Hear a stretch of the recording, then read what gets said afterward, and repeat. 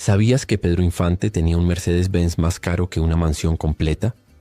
¿O que construyó una ciudad entera dentro de su propia casa, con cine privado, capilla y hasta un boliche profesional? El ídolo más grande de México vivía en una realidad que pocos conocían. Mientras el pueblo lo adoraba como el hombre humilde de nosotros los pobres, Pedro disfrutaba de lujos tan extravagantes que escandalizaron incluso a la élite de Hollywood. Hablamos de un hombre que piloteaba sus propias avionetas como si fueran juguetes, que tenía más de 20 automóviles importados cuando la mayoría de los mexicanos ni siquiera soñaba con tener uno, y que regalaba fortunas enteras como si fueran monedas. Pero también hablamos de un artista cuya generosidad desmedida lo llevó a perderlo todo, cuyas relaciones amorosas simultáneas generaron escándalos de bigamia, y cuya confianza ciega en su representante terminó despojando a su familia de millones. Detrás del hombre que cantaba a la pobreza con el alma, existía un magnate que vivía como rey. Pedro Infante ganaba lo que 100 trabajadores juntos no ganaban en toda una vida, y lo gastaba todo, en caprichos, en mujeres, en máquinas, en construcciones delirantes. Hoy descubrirás los secretos más polémicos de su fortuna, los lujos que ocultaba, las contradicciones que nadie se atrevía a mencionar.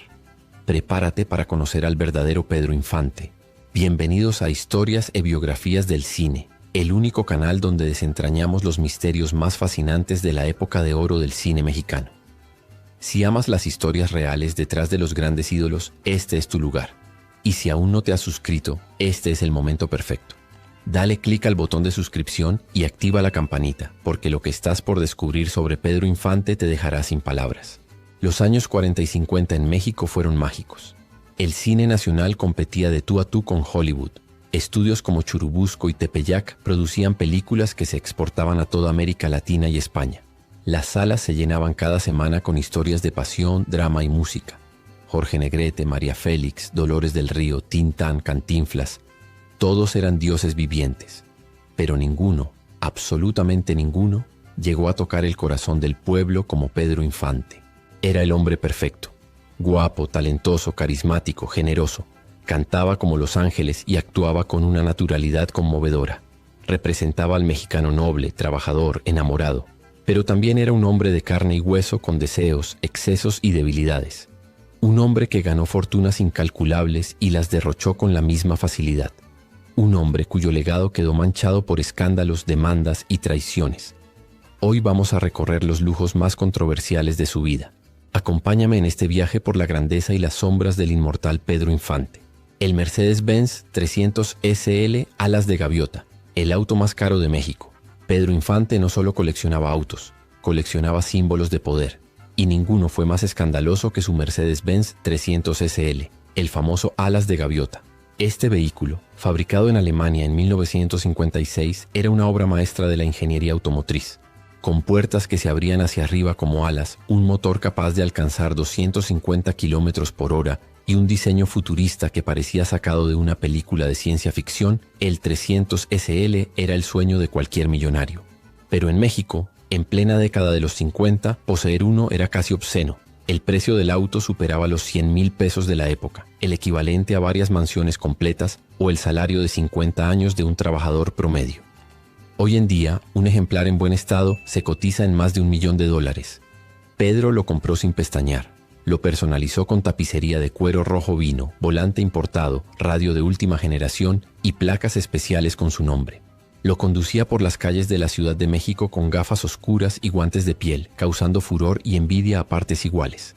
La prensa lo fotografiaba constantemente, y aunque muchos lo admiraban, otros lo criticaban.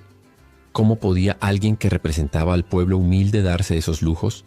Pedro nunca respondió a las críticas. Simplemente seguía disfrutando de su máquina de ensueño, ignorando que su tiempo en este mundo estaba contado y que apenas alcanzaría a disfrutarla unos meses antes de su trágica muerte. La Ciudad Infante, una mansión delirante en Coajimalpa. Durante la filmación de Los Tres García, Pedro Infante quedó fascinado por la tranquilidad del paisaje en Coajimalpa. Decidió entonces construir algo que nadie más tenía, su propio mundo privado. Lo que comenzó como una casa de campo se transformó en un complejo de proporciones épicas, tan extravagante que la prensa la bautizó como la Ciudad Infante. La propiedad contaba con 4 accesos diferentes, jardines inmensos, establos para caballos, alberca semiolímpica, fuentes ornamentales y construcciones que desafiaban toda lógica. Pedro no contrató arquitectos prestigiosos. Él mismo supervisó cada detalle, conviviendo con los albañiles durante las comidas y tomando decisiones sobre la marcha. Era su capricho, su refugio, su reino.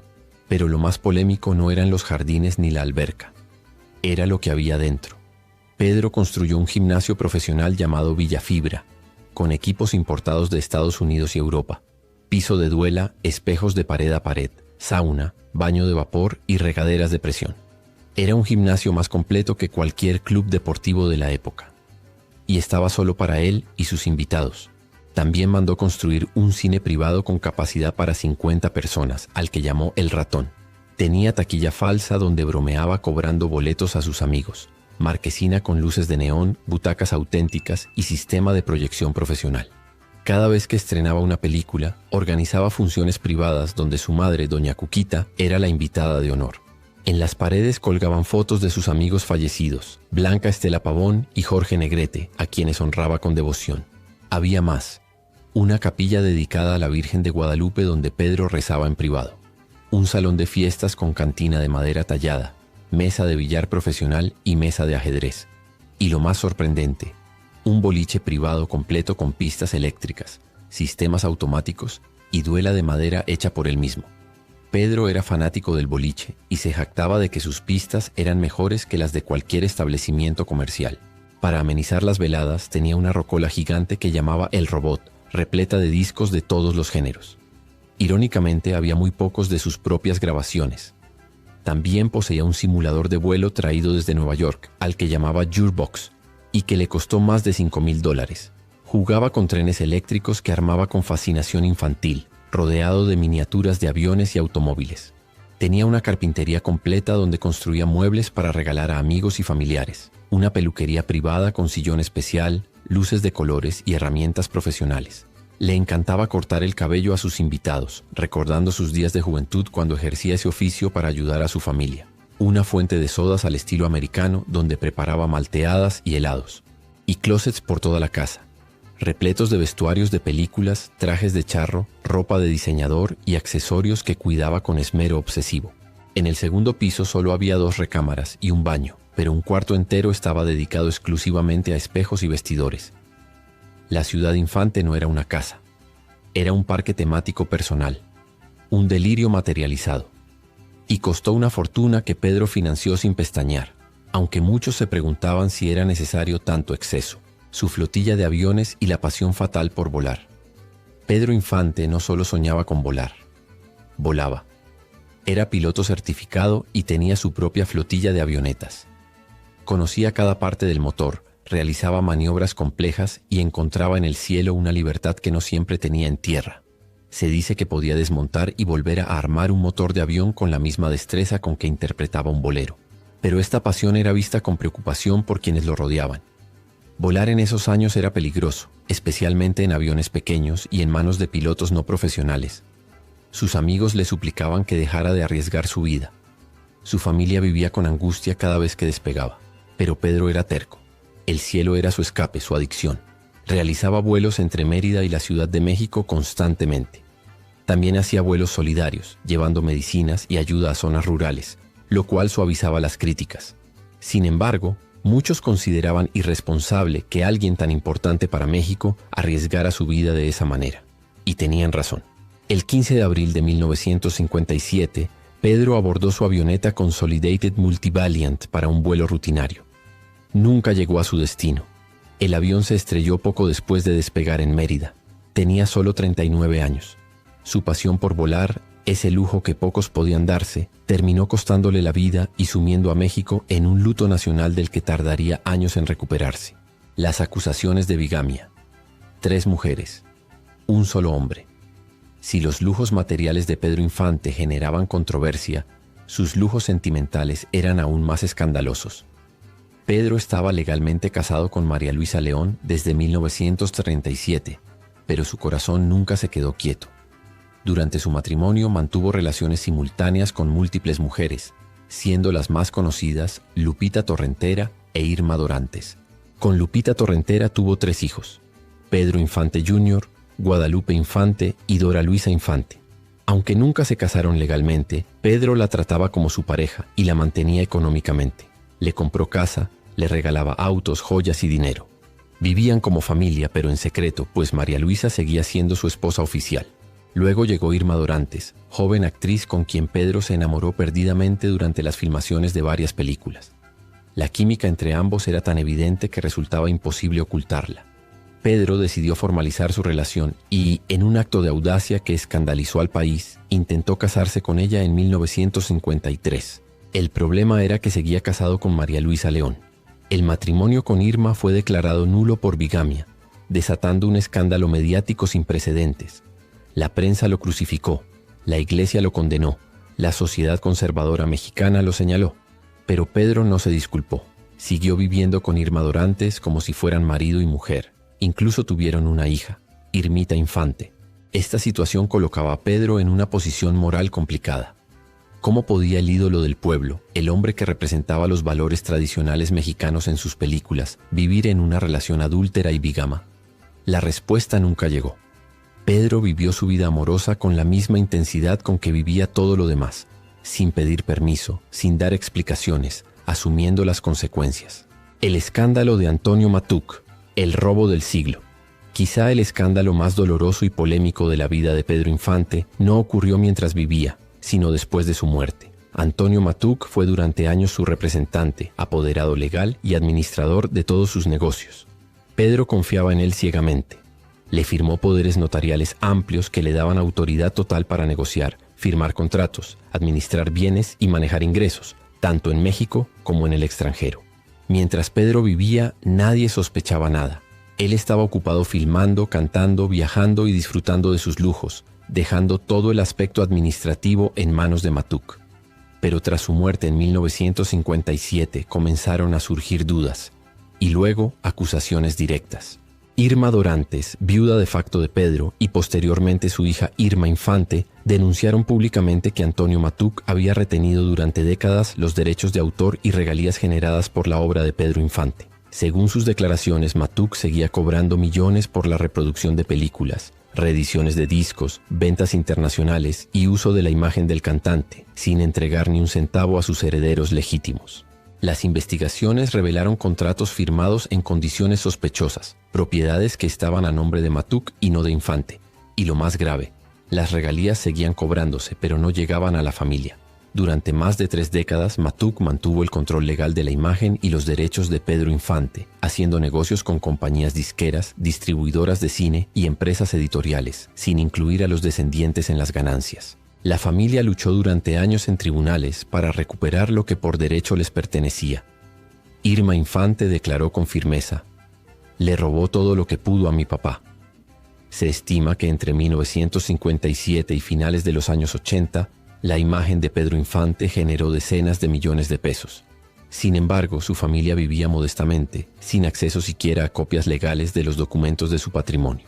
Antonio Matuc nunca enfrentó consecuencias legales formales. Se presentó siempre como el protector del legado de Pedro Infante, diciendo que había hecho todo legalmente, pero jamás mostró pruebas claras. Su nombre quedó vinculado para siempre a una historia de abuso de confianza, apropiación indebida y traición silenciosa. Lo más doloroso es que Pedro nunca sospechó nada. Confiaba ciegamente en Matuc, creyendo que velaba por el bienestar de su familia. Hoy, hablar de Antonio Matuc es recordar el lado oscuro del éxito de Pedro Infante. Colección de más de 20 autos de lujo. El símbolo de la ostentación. La colección de automóviles de Pedro Infante era legendaria y polémica a partes iguales. Tenía más de 20 vehículos: Cadillacs, Lincolns, Buicks, camionetas de lujo, motocicletas Harley Davidson y deportivos europeos. Cada uno con detalles únicos: tapicería de terciopelo, radios modernos, volantes importados, placas personalizadas. Su favorito, además del Mercedes-Benz alas de gaviota, era un Cadillac blanco con interiores rojo vino que manejaba con gafas oscuras y guantes de cuero. La prensa lo llamaba el rey del volante. Pero muchos se preguntaban, ¿era necesario tanto? ¿No era una falta de respeto hacia el pueblo que lo adoraba? Pedro nunca se justificó. Para él los autos eran más que símbolos de estatus, eran pasiones genuinas. Le fascinaba la mecánica, conocía cada detalle de los motores y disfrutaba manejando por carretera. Pero la imagen de un Pedro Infante rodeado de lujos chocaba con la del humilde Pepe el Toro de sus películas. Esa contradicción nunca se resolvió. Generosidad desmedida, virtud o desperdicio. Pedro Infante era generoso hasta el exceso. Regalaba autos completos, relojes, ropa, dinero. Compró casas para su madre, sus hermanos y para las mujeres que amó. Mantenía a sus hijos, ayudaba a músicos callejeros, empleados de set y hasta desconocidos que encontraba por la calle. En los restaurantes dejaba propinas gigantescas. Si alguien le contaba una historia triste, era capaz de pagar operaciones, becas escolares o mudanzas completas. En una ocasión supo que uno de sus dobles de acción vivía en una vecindad. Sin pensarlo, le construyó una casa completa como agradecimiento.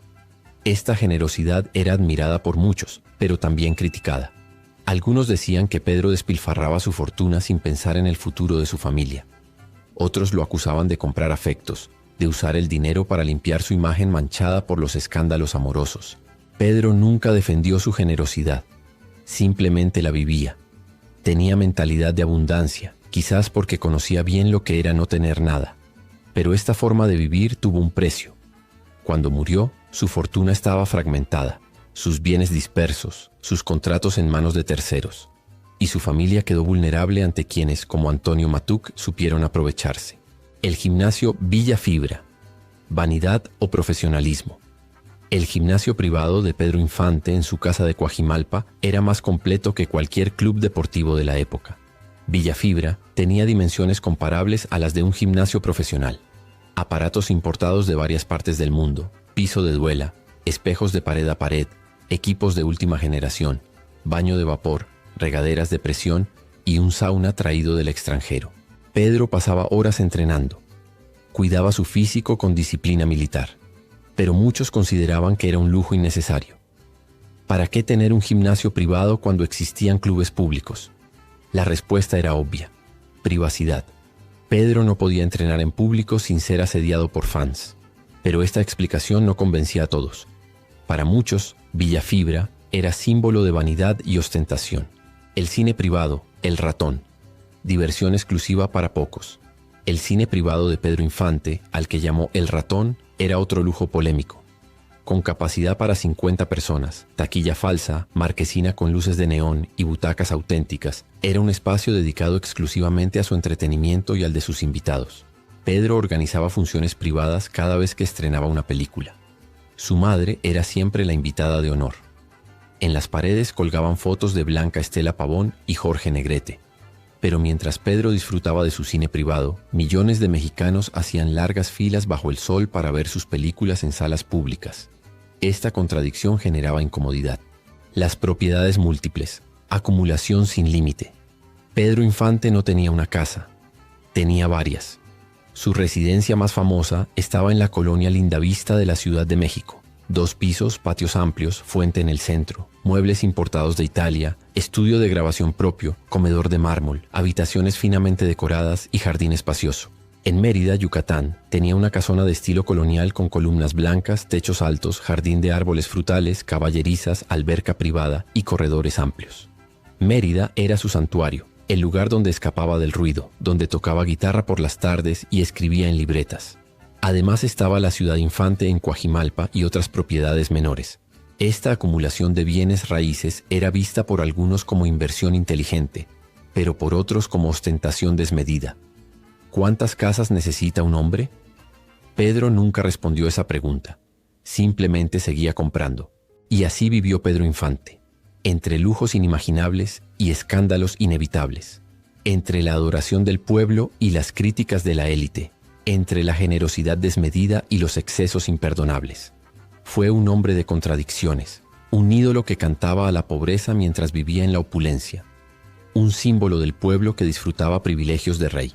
Su vida nos enseña que la fama y el dinero no garantizan la felicidad, que la confianza ciega puede ser traicionada, que los lujos materiales no llenan los vacíos del alma. Pedro lo tenía todo, pero también lo perdió todo. Su fortuna quedó en manos de un representante corrupto. Su imagen fue manchada por acusaciones de bigamia. Su vida terminó trágicamente en un accidente que pudo evitarse. Pero a pesar de todo seguimos amándolo. Porque Pedro Infante fue auténtico. Vivió intensamente. Amó sin medida. Dio sin esperar nada a cambio. y nos regaló un legado artístico que trasciende el tiempo. Sus películas siguen emocionando, sus canciones siguen sonando, su sonrisa sigue iluminando pantallas. Si este video te hizo reflexionar, si descubriste secretos que no conocías, si quieres seguir explorando las historias ocultas de la época de oro del cine mexicano, entonces este canal es para ti. Historias e biografías del cine es tu ventana a un mundo fascinante de misterios, escándalos y leyendas. Suscríbete ahora y activa la campanita para no perderte ningún episodio. Comparte este video con quienes aman el cine clásico. Déjanos un comentario contando qué te sorprendió más de la vida de Pedro Infante. Y recuerda, detrás de cada ídolo hay una historia humana compleja, imperfecta, pero siempre fascinante. Pedro Infante vivió como quiso, amó como pudo y murió siendo inmortal. Gracias por acompañarnos en este viaje. Nos vemos en el próximo video. Hasta pronto.